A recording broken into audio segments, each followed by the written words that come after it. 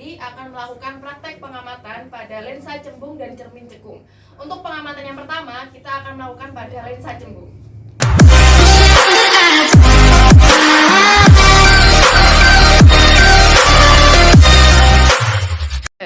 Pertama-tama kita akan menyiapkan alat dan bahannya terlebih dahulu. Yang pertama, kita tidak menggunakan meja optik tapi kita ganti dengan lantai rumah.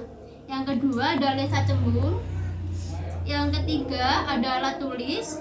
Kemudian yang keempat ada penggaris. Yang kelima ada kertas putih atau layar. Kemudian ada lilin dan juga korek api. Cara kerjanya sebagai berikut. Yang pertama, kita akan menyusun lensa cembung, layar, dan juga lilin seperti berikut. Kemudian yang kedua, kita menyalakan lilinnya. Yang ketiga, kita akan menggeser lilin pada jarak 15 cm dari lensa.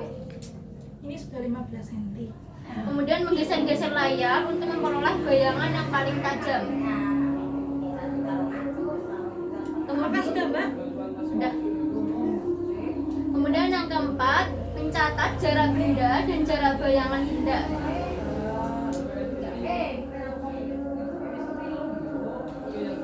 Sudah. Kemudian cara yang terakhir, kita akan mengulangi percobaan berikut dengan jarak yang berbeda, yaitu dengan jarak benda 20 cm, 25 cm, 30 cm dan juga 35 cm.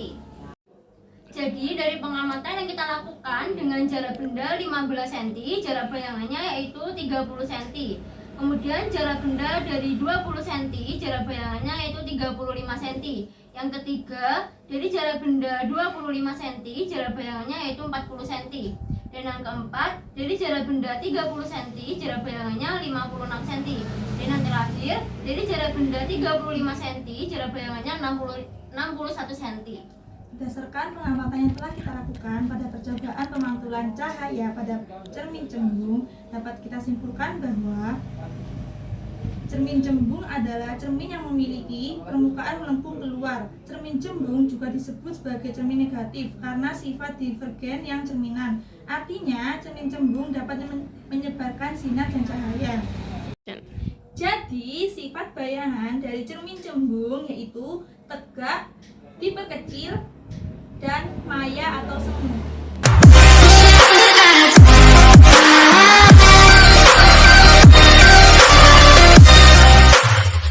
Selanjutnya, kita akan melakukan pengamatan pada cermin cekung. Yang pertama, kita akan menyiapkan alat dan bahannya.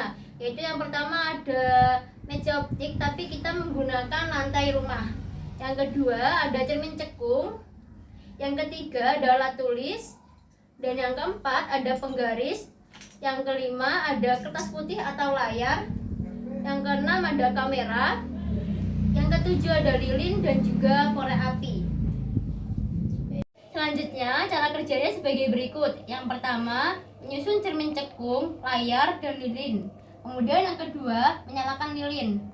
Yang ketiga, menggeser lilin pada jarak 15 cm dari cermin. Kemudian menggeser-geser layar untuk memperoleh bayangan yang paling tajam. Silakan digeser Mbak layarnya.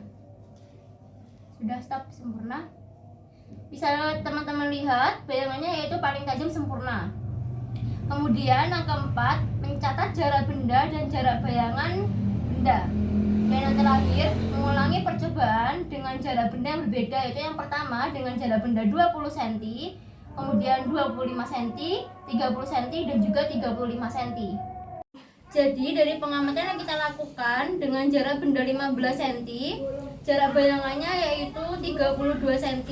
Yang kedua, dengan jarak benda 20 cm, jarak bayangannya yaitu 40 cm. Dan yang ketiga, dengan jarak 25 cm, jarak bayangannya yaitu 52 cm. Yang keempat, dengan jarak benda 30 cm, jarak bayangannya yaitu 60 cm. Dan yang terakhir, dengan jarak benda 35 cm, jarak bayangannya yaitu 68 cm. Jadi, dari hasil pengamatan cermin cekung yang sudah kita lakukan, dapat disimpulkan bahwa cermin cekung adalah cermin yang memiliki bentuk mencekung ke arah dalam. Cermin cekung ini tidak menghasilkan bayangan yang sejajar.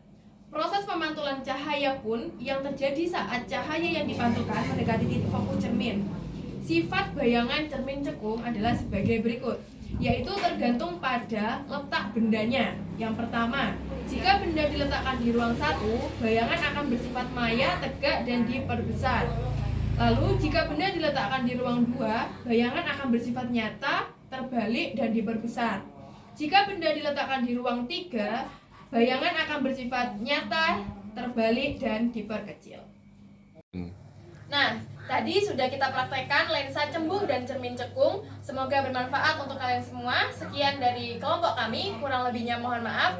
Wassalamualaikum warahmatullahi wabarakatuh.